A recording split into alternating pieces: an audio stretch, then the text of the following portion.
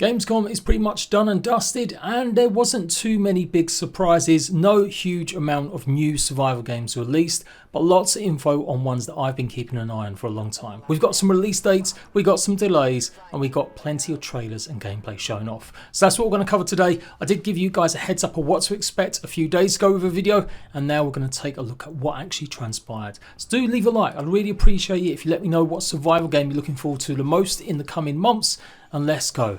Everything that went on at Gamescom. So Starfield did dominate Gamescom, although there wasn't actually a full presentation for everyone to watch, only behind closed doors, some sort of theatre show, and lots of interviews with Todd Howard, Pete Hines and the rest of the Bethesda crew. We found out there's going to be New Game Plus, kind of. You're going to be able to mod planets. Absolutely huge amount of content in the game.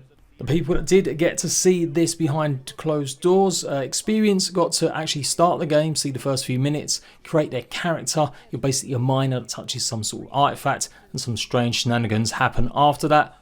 I'm gonna lie, sounds quite similar to Mass Effect there, apart from being a soldier and maybe a miner difference.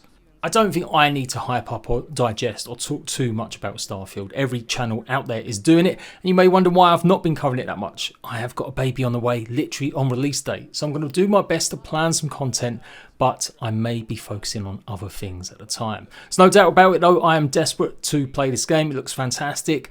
Let's hope it can match the hype and excitement of games like Fallout and Skyrim rather than Fallout 76. But yeah, it did absolutely generate the most buzz and hype, I would say, at Gamescom, even if it didn't have a feature-length feature that we get to see online. Of course, people will have early access on the 1st September if you go ahead and purchase the little extra pass, or you've got the edition, the deluxe edition. Otherwise, everyone else is going to have to wait until, what, the 5th or 6th of September before they can play it on either Game Pass or buy it outright, just the basic copy. So let me know what you're doing. Are you buying the early access? Are you going to wait and see what it's actually like? So Return to Moria, I was really believing this was going to be one of the most hyped survival game. We finally got to see 13-minute gameplay demo courtesy of IGN and a whole bunch of interviews. Big news came out that multiplayer was only going to be 4-player on console, and if you're an Xbox fan, you're going to have to wait until maybe early next year. It will be releasing on PlayStation 5 and the Epic Games Store digitally in October, the 24th, but physical copy editions won't be here till December. That aside, I really love the idea we're going to have to balance making noise and also being careful of light and dark, or certainly using it to our advantage, some creatures being weak or maybe even turning to stone in the case of trolls if they're lured into the light. I would say though the combat does look a little bit kind of dated, and I would say the overall vibe that I'm getting from the gameplay on show is a little bit old school. I'm not talking done on purpose as an art style like Valheim, I'm talking literally, it doesn't really look like a full-blown next-gen game to me. That might not be the most important thing anyway. As I said, the systems on show, making sure that noise is kept to a minimum around enemies. Otherwise you might risk alerting a giant horde to come and attack you, and the way that we might have to actually defend our bases with that mechanic while we explore and go deeper. The devs have spoken about their inspirations from games like Subnautica in terms of the lore that we'll find and the way it's presented, as well as that verticality. And that's what's on show a lot in the demo. Quite a lot of the demo is us just pretty much trying to descend down a massive hole. I know they're feeding breadcrumbs, and I'm guessing it is pre-beta footage or pre-alpha footage or whatever, so they don't want to reveal the hand too much. But the game is coming out in October, so that's only like 2 months away now. We do see glimpses of crafting and how you'll be able to pull resources. You won't have to have it all on you. As long as you're in the same area, you'll share the resources so that you can craft stuff and not waste too much time in inventories. And we saw how important the light was in terms of navigating and lighting up the way. Obviously in multiplayer it might be a bit harder, especially if you're playing 8 players on PC. They said that resources won't change accordingly, so it will be a challenge if you're playing with your friends. But likewise, you will have more backup to deal with monsters and stuff. Whereas on your own, you may have to be a bit more careful and play it a little bit more stealthily, just in case you get overwhelmed. There is a lot going on with UI here. We've got day counters, we've got the food counter, the health, the armor counter, which is the blue one, minimap, a compass, and I'm thinking the top right is maybe the kind of level that you've gone through, like in terms of the caverns. It's infinitely procedurally generated. The only thing that will be maybe the same is certain key story points as you try and rebuild Moria. You'll break through the various dirt piles in between these kind of tile sets, and these tile sets are what going to be procedurally generated. So you'll have different encounters infinitely playability, and the devs have said that they're looking to post-support launch the game, obviously, so they may be able to add a whole plethora of new environments and new threats to encounter. A few rats were on show and a few of them orcs, but nothing too crazy, although by the time we got down to the bottom of this hole, it did look like it would be a lot more dangerous. Plenty of ores and crystals and different types of resources to gather and mine, and a pretty interesting mechanic that you sing will give you some sort of buff that you might be able to dig better or faster with. All in all, despite some of the gameplay looking a bit dated, I do think it's definitely still on my hype list. I'm really looking forward to singing along with the dwarves as I put my pickaxe into the iron, stone, and hopefully find some mithril. Let's just hope there's enough variety and it isn't too one note with the enemies, and this game could be big once it launches in October and hopefully for everyone else next year. I am kind of reviewing the stuff based on when I think they're going to release, and this is the next one that's going to be releasing before the end of the year. Maybe not everyone's cup of tea. I know there's some hard survival fans out there saying, why is this on this list? But I like to look at this one. It's a mix of tower defense, simulation and action adventure. You can control minions that you'll place and hopefully defend your castles that you build up. They'll come and build it for you once you've placed whatever it is you want, and then you can also go in third person and help defend your base against a variety of different attackers.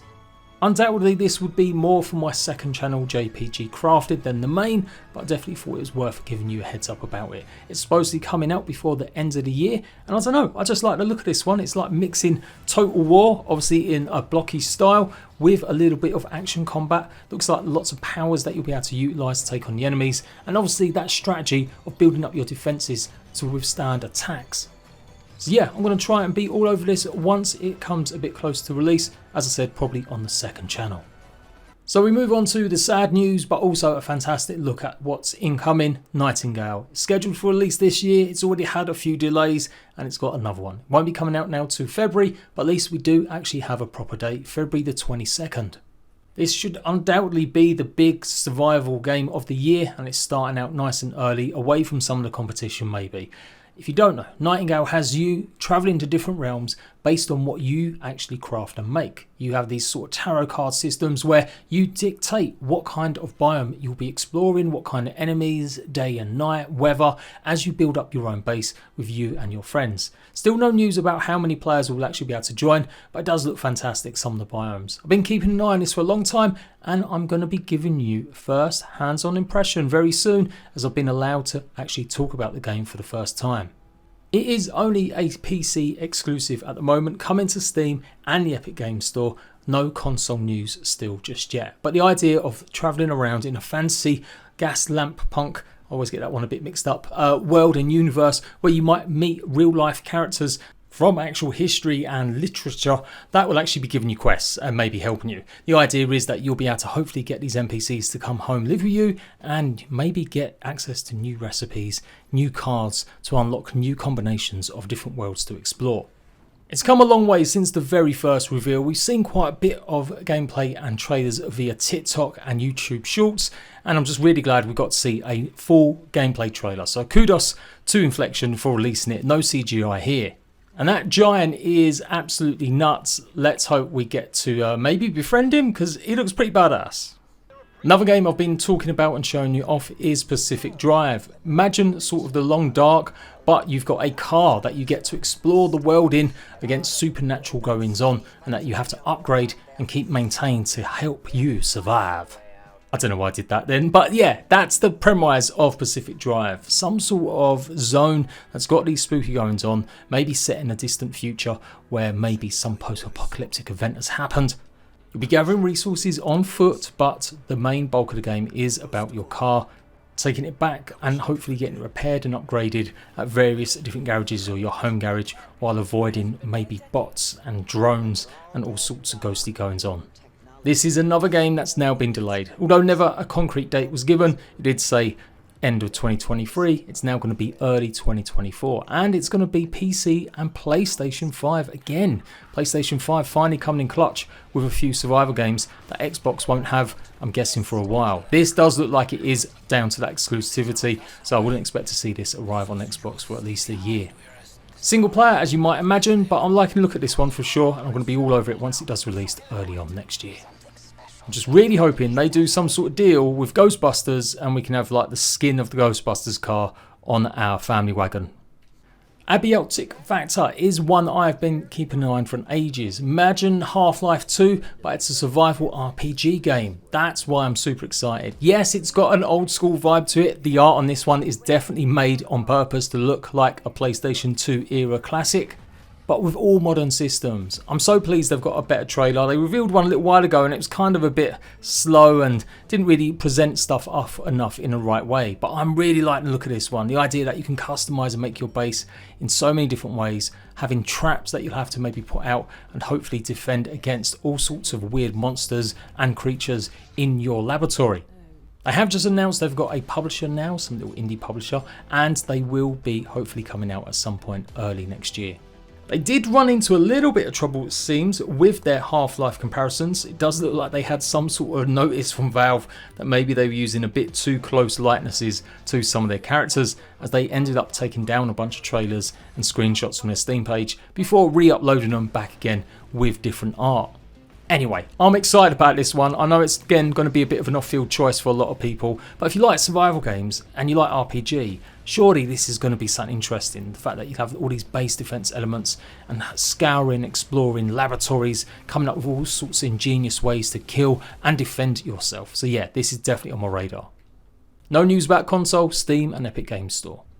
And for now, that's pretty much it, other than a quick glance at Deathground. This is pretty much Dinosaur Dead by Daylight. You'll be trying to survive alongside others, escaping these facilities and complexes away from these killer dinosaurs, and there's all sorts going on here. This was a Kickstarter game. I have backed it. They have been showing quite a lot off behind scenes, but I'm not allowed to show you because I'm a Kickstarter backer. They actually got revealed a couple of years ago now. So they've had, as you would expect, a big delay. They got a publisher, but now it looks like they're finally maybe starting ready to show some more actual gameplay to the full world. So yeah, not expecting this to come out to next year. I'm not going to lie, I reckon this could still be another delay and we might not see it to 2025. But Deathground does look interesting, especially that blend of horror, Dead by Daylight, and of course, dinosaurs.